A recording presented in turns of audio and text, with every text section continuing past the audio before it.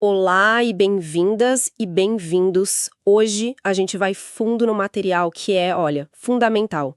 São trechos da Narrativa da Vida de Frederick Douglass, um escravo americano, lá da edição de 1846. Um documento e tanto. Demais! E o nosso objetivo aqui não é só contar a história de um homem, por mais incrível que seja. O que a gente quer entender é como essa narrativa, escrita por alguém que viveu e fugiu da escravidão, virou uma arma.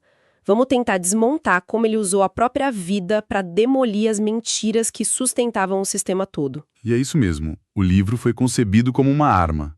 Não é só uma autobiografia, é uma peça de propaganda abolicionista, assim da melhor qualidade.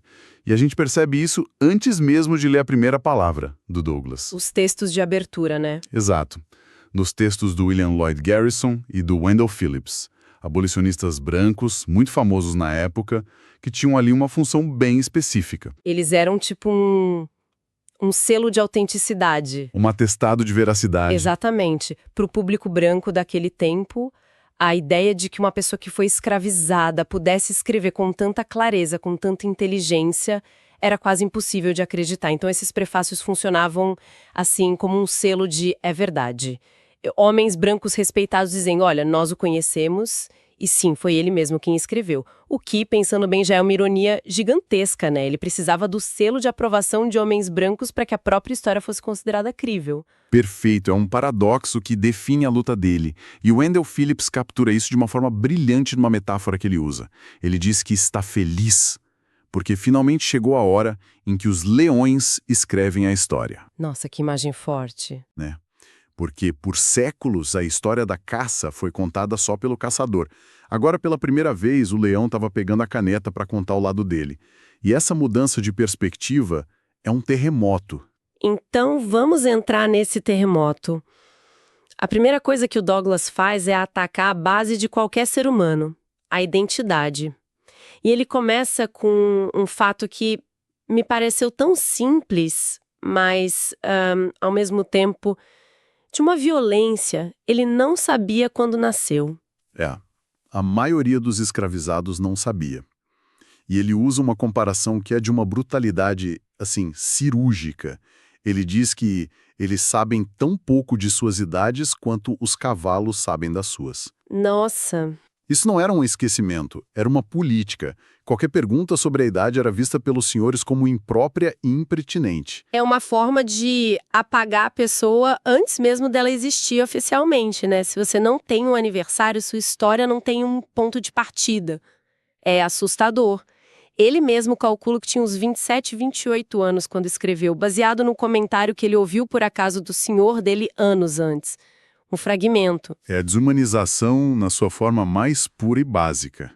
E essa negação de identidade ia além da idade. Chegava no núcleo da família. Ele fala da paternidade. Os rumores de que o pai dele era um homem branco, talvez o próprio senhor. Mas ele nunca pôde saber. Outro pilar da existência que foi negado. O que nos leva a outra tática do sistema, que ele expõe com uma dor que a gente quase consegue sentir. A destruição dos laços com a mãe. Ele foi separado da mãe, a Harriet Bailey, quando era um bebê. Ele calcula que havia umas 4 ou 5 vezes na vida inteira. E as circunstâncias desses encontros definem a crueldade do sistema. Ela trabalhava numa fazenda a quase 20 quilômetros. Para ver o filho, ela tinha que andar tudo isso à noite, depois de um dia de trabalho exaustivo. Terrível. Passar algumas horas com ele, quase sempre dormindo, e depois fazer todo o caminho de volta para estar no campo antes do sol nascer. A descrição que ele faz parte o coração. Ela deitava-se comigo e me fazia dormir, mas muito antes de eu acordar, ela já tinha ido embora. E o resultado disso, a consequência dessa política, foi o que mais me chocou.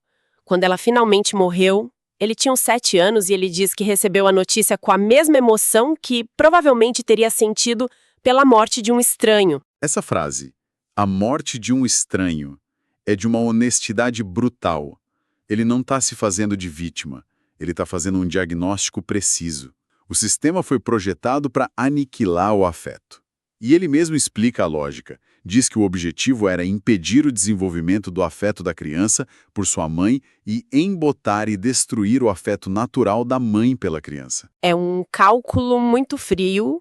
Quer dizer, não era só crueldade por impulso, era uma estratégia de negócios, basicamente.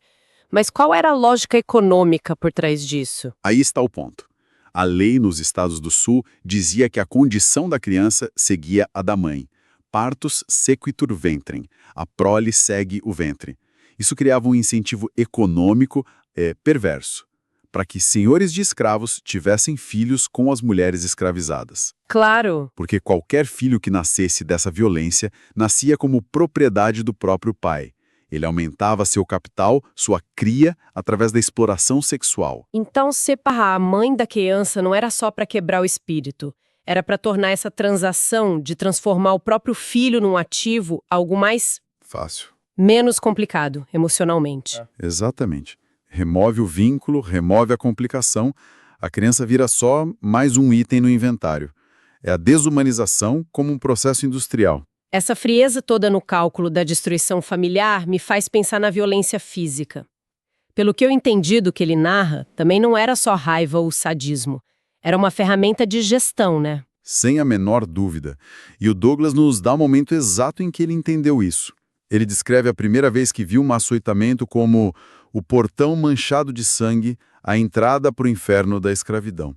Uma imagem que fica gravada na gente. É a cena do açoitamento da tia dele, a Esther. O jeito que ele conta, você se sente lá, escondida com ele. Ele era só uma criança. Ele descreve o senhor, o Capitão Anthony, mandando ela tirar a roupa da cintura para cima, amarrando as mãos dela numa viga. Então, o som do chicote, ele se escondeu num armário apavorado, mas não conseguia parar de ouvir os gritos dela. E o que é fundamental nessa cena e que ele analisa como uma percepção incrível é o motivo. O crime da tia Esther foi ter sido vista com um jovem escravizado por quem ela se interessava. O senhor tinha proibido, e o que Douglas percebe é que aquilo não era só punição por desobediência.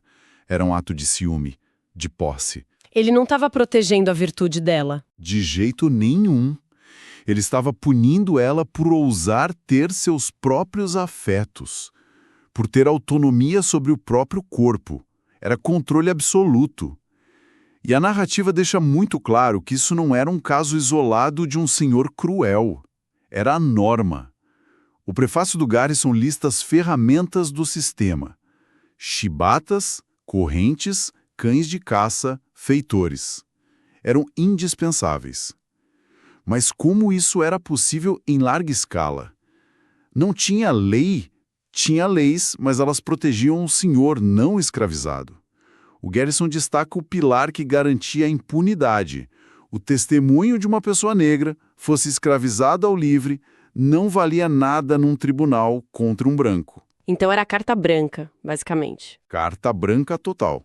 Um senhor podia matar um escravizado na frente de dezenas de testemunhas e, para a lei, era um crime sem testemunhas. Garrison até cita uma notícia de jornal de 1845 sobre um homem que matou um escravizado e, nas palavras do jornal, permaneceu impune. A violência não era só tolerada, era legalmente protegida. O que tornava a vida uma roleta russa. Ele dá um exemplo disso que é quase surreal. A história do Coronel Lloyd e dos dois homens que cuidavam dos cavalos dele, o velho Barney e o jovem Barney. Ah, sim. Essa história é uma aula sobre a psicologia do poder absoluto. Os cavalos eram um orgulho do coronel, e, por isso mesmo, a vida dos Barneys era um inferno. A segurança deles não dependia de quão bem eles faziam o trabalho, mas só do humor do coronel. É impressionante a lista de motivos que o Douglas dá para um açoitamento. Um cavalo não andou rápido o suficiente, ou não ergueu a cabeça do jeito certo, a ração foi dada um minuto cedo demais ou um minuto tarde demais. Qualquer coisa real ou imaginária era pretexto. Exato. Ele descreve ter visto o velho Barney, um senhor de quase 60 anos, de joelhos no chão, levando mais de 30 chibatadas nas costas. E aí a gente entende o que era o medo constante. Não adiantava fazer tudo certo. A sua segurança dependia do humor de outra pessoa. Uma loteria diária. Eles não eram funcionários, eram objetos. E você pode fazer o que quiser com o objeto que é seu. Então, com essa realidade de violência, medo, famílias destruídas, como é que alguém podia, em sã consciência, defender esse sistema? Como era possível sustentar a ideia de que os escravizados eram felizes? Essa é a grande questão, e nos leva a um dos argumentos mais geniais do Douglas. Ele ataca de frente o mito do escravo feliz, que era uma peça central da propaganda pró-escravidão. A prova dessa felicidade, diziam eles, eram as canções dos escravizados nos campos. Ouçam como eles cantam, eles diziam, são contentes. E a resposta do Douglas a isso é demolidora. Ele diz, e eu preciso citar, os escravos cantam mais quando estão mais infelizes. As canções do escravo representam as dores de seu coração. É uma inversão completa da lógica do opressor. E ele não para por aí. A analogia que ele usa é irrefutável.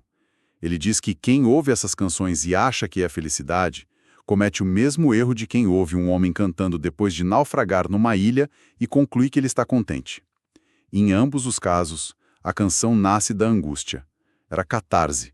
Eram, nas palavras dele, uma oração a Deus por libertação das correntes. O que o Douglas está fazendo ali é uma das primeiras análises sobre a diferença entre a expressão cultural e a apropriação dessa expressão. Ele está dizendo, vocês ouvem a melodia, mas se recusam a ouvir a dor que a criou. Foi um despertar para ele, né? Ouvindo essas canções que ele teve a primeira concepção tênue do caráter desumanizador da escravidão. É uma linguagem de dor que, segundo ele, só quem está dentro do círculo pode decifrar. O observador de fora ouve um som. O participante ouve uma história de sofrimento. E essa diferença entre a aparência e a realidade se manifestava de outras formas, como uma tática de sobrevivência. A tática de mentir para se proteger. Ele conta uma história sobre isso que parece uma parábola. O coronel Lloyd, um homem riquíssimo, encontra um de seus próprios escravizados na estrada e não o reconhece. O que já diz muito sobre a escala impessoal daquela operação. Exato. O coronel, disfarçado, pergunta ao homem a quem ele pertence. O homem responde que é do coronel Lloyd. Aí o coronel pergunta, e ele te trata bem? O homem, sem ter ideia com quem estava falando, é o honesto. Diz que não, que é maltratado. Um momento de honestidade que selou o destino dele. Exatamente. Semanas depois, por ter falado a verdade, aquele homem acorrentado, separado para sempre da família e vendido para um comerciante de escravos da Geórgia, o que era praticamente uma sentença de morte. E a partir de incontáveis incidentes como esse, Douglas explica, nasceu uma máxima entre os escravizados. Uma língua quieta faz uma cabeça sábia.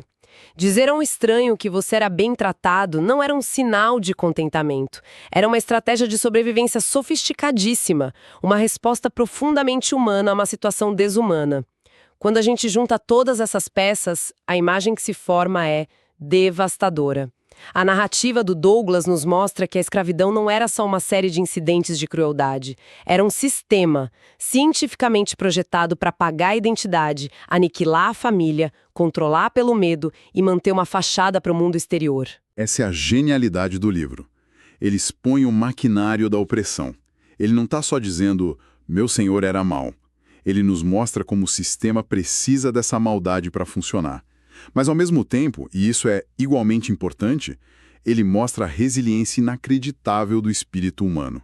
A capacidade de criar canções, de desenvolver máximas para sobreviver, de manter a humanidade acesa no meio do inferno. O que torna o ato de escrever e publicar este livro um gesto de desafio ainda mais impressionante. Como Wendell Phillips diz na carta, Douglas estava arriscando absolutamente tudo. Tudo. Ele era um escravo fugitivo. Publicar sua história com nomes, lugares, datas, era como desenhar um mapa para os caçadores de recompensa. Ele se tornou o fugitivo mais famoso da América, o que o tornava também o mais vulnerável.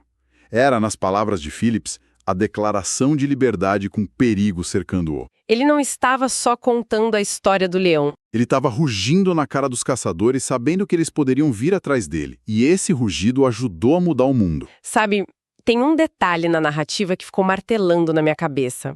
Uma pequena observação que ele faz, mas que levanta uma questão enorme sobre a gente. Ele fala da grande casa da fazenda. a sede do Coronel Lloyd, o centro do poder. Sim, um lugar temido. Era para lá que os escravizados eram levados para serem punidos ou vendidos. Exato. E aí vem o paradoxo. Douglas conta que, para os escravizados das outras fazendas, ser escolhido para ir até a grande casa levar um recado era uma honra imensa. Eles disputavam essa tarefa. Eles associavam aquele lugar, o epicentro da opressão deles, a uma espécie de grandeza. Ser escolhido era um sinal de confiança, um pequeno degrau de status. Isso. O que nos deixa com uma pergunta para refletir, né? Em situações de opressão tão absoluta, onde a sua humanidade é negada o tempo todo, como é que as pessoas, inevitavelmente, criam suas próprias hierarquias, suas próprias, e talvez mínimas, fontes de esperança e dignidade? O que essa necessidade de encontrar status, de ser o escolhido, mesmo dentro da jaula, nos diz sobre a condição humana?